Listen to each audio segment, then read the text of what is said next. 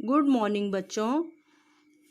अभी तक हम लोग ने सहायक वाचन में खंड 1 के पार्ट 2 हो गए और फिर खंड 2 के भी पार्ट 2 हो गए। अब आज हम पढ़ेंगे इसी में सहायक वाचन में खंड 3। खंड 3 हमारा मध्य प्रदेश। इसमें हम पढ़ेंगे आज पाठ 1।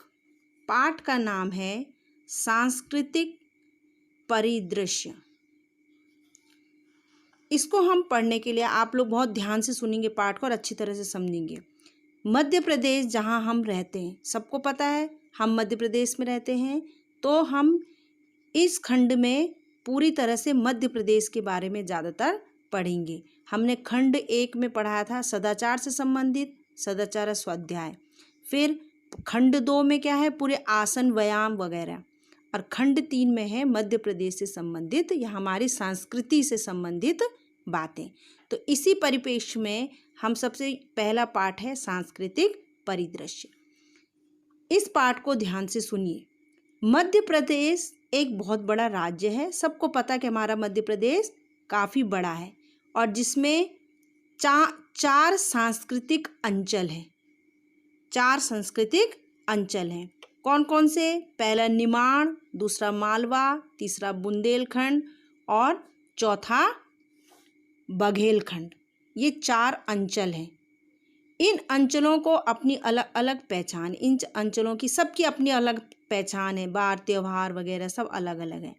यहाँ प्रत्येक अंचल का एक भाग अलग जीवंत लोक जीवन, बोली और परिवेश में, सब ये जो अंचल 4 अंचल है सबकी अपनी अपनी अलग बोली है और अलग परिवेश है, यानी पहनावा है, और सबका लोक जीवन जो रीति रिवाज है वो भी अलग अलग है।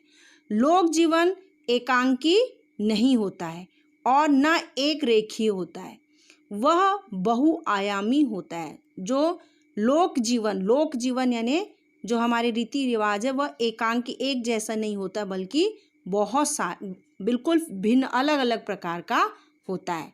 लोक में शताब्दियों से अनेक जातियां और जनजातियां एक साथ सांस्कृतिक समन्वय के साथ रहती आई हैं। इसमें किसान, शिल्पकार, कलाकार और परंपरागत दक्ष समुदाय के लोग शामिल हैं। मतलब जैसे हम इसको कह सकते हैं समाज। अपन एक समाज में रहते हैं ना, तो समाज में अलग अलग लोग रहते हैं। किसान भी रहते हैं, शिल्पकार भी रहते हैं, कलाकार भी रहते हैं, परंपरागत दक्ष मतलब जो सांस्कृतिक चीज़ों से संबंधित लोग भी रहते हैं, है ना। कई लोग नौकरी भी करते हैं। तो अपने जो समुदाय है, ये इसका मतलब है सांस्कृतिक समूह मतलब समुदाय जो है, तो इसमें विभिन्न जाति और जनजाति के लोग रहते हैं। फिर है जो मनुष्य सभ्यता के आरंभ से कला, साहित्य और सांस्कृतिक के ताने बाने को बुनते आए हैं, इसी सामुदायिक से किसी अंचल की संस्कृति की पहचान होती है। जो ये समुदाय के लोग होते, विभिन्न प्रकार के लोग, इनकी विभिन्नताओं से ही हम वहाँ के अंचल की पहचान होती कि ये कौन से अंचल है। क्या क्या देख के उनकी संस्कृति तो बोली, भाषा, ये सब देख के हमको अनुमान लगाते हैं और उनकी प्रतिष्ठा भी उन्हीं से बनती है। संस्कृति किसी एक अकेले का दाय नहीं होती है, बल्कि पूरे समूह या का सामूहिक दायित्व होता है। अब जीवन शैली, कला और वाचिक परंपरा मिलकर किसी अंचल की सांस्कृतिक पहचान बनाते हैं। सारांश में अगर हम कहें तो मध्य प्रदेश की समृद्ध संस्कृति के अनेक रंग हैं, जिसमें से बुंदेलखंड सबसे ज़्यादा व्यापक अंचल है। व्यापक यानी सबसे बड़ा जो अंचल है वो बुंदेलखंड का है। अब मध्य प्रदेश की संस्कृति प्राचीन है। यहाँ विंध्याचल पर्वत श्रृंखला है, सबको पता है, और कहा जाता है कि विंध्याचल कभी बहुत ऊंचा था, जिसे पहली बार अगस्त ऋषि ने पार किया था और दक्षिण का मार्ग प्रशस्त किया था। समझ में आ रहा है? यही अनेक कथाओं को इस ने जन्म दिया और जिसे सतपुड़ा पर्वत भी कहते हैं। यही मैकल पर्वत भी है, जहाँ से नर्मदा और सोन नदियाँ निकलती हैं।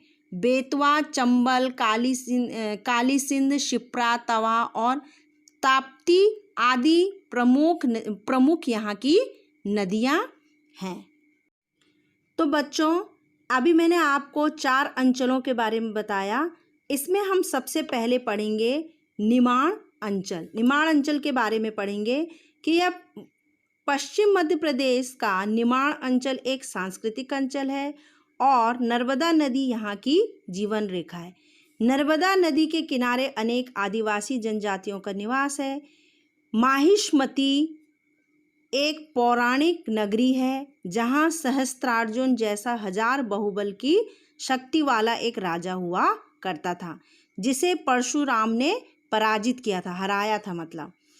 और महेश्वर में मंडला मिश्र और शंकराचार्य का शास्त्रार्थ हुआ था। उन्होंने यहाँ पे शास्त्रार्थ ने शास्त्र पढ़े थे। किंवदंती है कि यहाँ तोते भी संस्कृत में वार्तालाप, यानी संस्कृत, तोते भी वहाँ के संस्कृत में बात करते थे। महेश्वर को देवी अहिल्याबाई ने अपनी राजधानी बनाया था। यहीं सिंघाजी जैसे निगुणी संत कवि हुए हैं और ओंकारेश्वर का प्रसिद्ध ज्योतिर्लिंग मंदिर भी इस अंचल में है। यह आपको खालिस्तान एक उसमें भी आ सकता है कि ओंकारेश्वर मंदिर कहाँ है, तो कहाँ पर है? निमाड़ अंचल में। अब दूसरा हम पढ़ेंगे मालवा अंचल। मालवा की भूमि सस्य श्यामल और उर्वरक है, यानी यहाँ पर उर्वरक यानी उपजाऊ भूमि है। यहाँ पर राजा विक्रमादित्य की राजधानी, महाकाल की नगरी उज्जैनी अमृत मंथन के समय कलश से छलकती बूंद से सर्वांग पवित्र हुई थी। मालवा अंचल की शिप्रा नदी कवि और योगीराज भर्तृहरि की साधना स्थली, कृष्ण सुदामा के शिक्षक जो सांदपनी थे और विश्व के महान कवि तथा नाटककार कालिदास एवं विश्व के प्रथम वैज्ञानिक वराहमिहिर की यह नगरी है। और राजा भोज की धारा नगरी, रूपमती बाज बहादुर का मांडू, मालवा के संगीतज्ञ कुमार गंधर्व की कबीरवाणी और किशोरियों के संजा गीत हमें कहीं न कहीं यहाँ पर सुनने को मिलते थे। भोज और मुंज जैसे कला और साहित्य प्रेमी राजाओं के कारण मालवा की जो धरती है अधिक यहाँ की उर्वरक बनी है और इसका जो प्रभाव है वो मालवीय लोक कलाओं पर आज भी देखा जाता है। आज भी वहाँ पर इसको हम देख सकते हैं। कहाँ पे? उनकी लोक कलाओं में। फिर है बच्चों तीसरा बुंदेलखंड। बुंदेलखंड जो है वो लोक संस्कृति पुलिंद, निषाद, शबर, रामड़, दांगी आदि अनेक जातियों से प्रभावित रही है। यहाँ पे इस प्रकार की अनेक जातियाँ पाई जाती है। फिर चेदी राजा शिशुपाल और नरवरगढ़ राज्य का राजा नल इस अंचल के चर्चित राजा रहे हैं। फिर मौर्य शुंग काल में त्रिपुरी, एरण और विदिशा प्रसिद्ध नगर थे। फिर है कि नाग वाकाटक काल में बुंदेलखंड की लोक संस्कृति और लोक कलाओं को जितना निखार और उत्कर्ष मिला है उतना इन 700-800 वर्षों में कभी नहीं दिखाई पड़ा। समस्त परिवर्तनों और परिवर्धनों से बुंदेली लोक संस्कृति और लोक कलाओं की धारा निरंतर बहती रही है। उसके बाद यहाँ पे आगे देखेंगे कि खजुराहो के कला मंदिर, खजुराहो के मंदिर जो हैं वो बुंदेलखंड में ही हैं। यह विश्व की धरोहर है, विश्व में सबसे बहुत ज़्यादा ये प्रसिद्ध फेमस है, जिन्हें देखने के लिए प्रतिवर्ष विश्व के अनेक देशों से पर्यटक आते हैं देखने के लिए। और यह आला उदल जैसे वीर योद्धा, झांसी की रानी लक्ष्मीबाई जैसी वीरांगना की कर्म भूमि भी है। कहाँ, क्या, बुंदेलखंड। फिर यहाँ छत्रसाल और भूषण जैसे शासक और कवि भी पैदा हुए। फिर यहीं पर ईसुरी गंगाधर जैसे बुंदेली लोक कवि भी यहीं पर जन्म हुआ इनका। फिर आगे है कि बुंदेलखंड एक भाग शिवपुरी ग्वालियर एक अलग संस्कृति, साहित्य और कला संपन्न क्षेत्र है। फिर यह क्षेत्र देश का वह मध्य भाग रहा है जहां भारतीय स्वतंत्रता संग्राम की अनेक ऐतिहासिक गतिविधियां घटित हुई हैं। सांस्कृतिक गतिविधियों का केंद्र ग्वालियर अंचल संगीत, नृत्य, मूर्तिकार, चित्रकला, वास्तुकला और साहित्य के लिए बहुत विख्यात है। यहीं पर तानसेन का भी जन्म हुआ था, है ना। फिर है ग्वालियर क्षेत्र एक समय पद्मावती नाम से जाना जाता था। यह राज्य उस समय संस्कृति के केंद्र में था, बहुत संस्कृति का केंद्र था ये, क्या, ग्वालियर। ग्वालियर की भूमि संगीत का घर रही है, मतलब यहाँ पर ग्वालियर में बहुत संगीतकार भी हुए हैं। फिर खासकर शास्त्रीय संगीत तो उसकी मिट्टी के कण कण में समाई हुई है। यहाँ हरिदास, तानसेन, बैजू बावरा जैसे महान संगीतज्ञ भी पैदा हुए हैं, जिनके शास्त्रीय संगीत से पूरे भारतीय संगीत को प्राण प्रतिष्ठा मिली है। जितनी सशक्त यहाँ की संस्कृति परंपरा, संगीत परंपरा है, उतनी ही सशक्त और व्यापक यहाँ की लोक संगीत परंपरा भी है। ठीक, अब हम आगे पढ़ेंगे आखिरी चौथा अंचल जो है बघेलखंड। बघेलखंड के बारे में सुने। बघेलखंड की भूमि का संबंध भारत की बहुत प्राचीन संस्कृति से रहा है।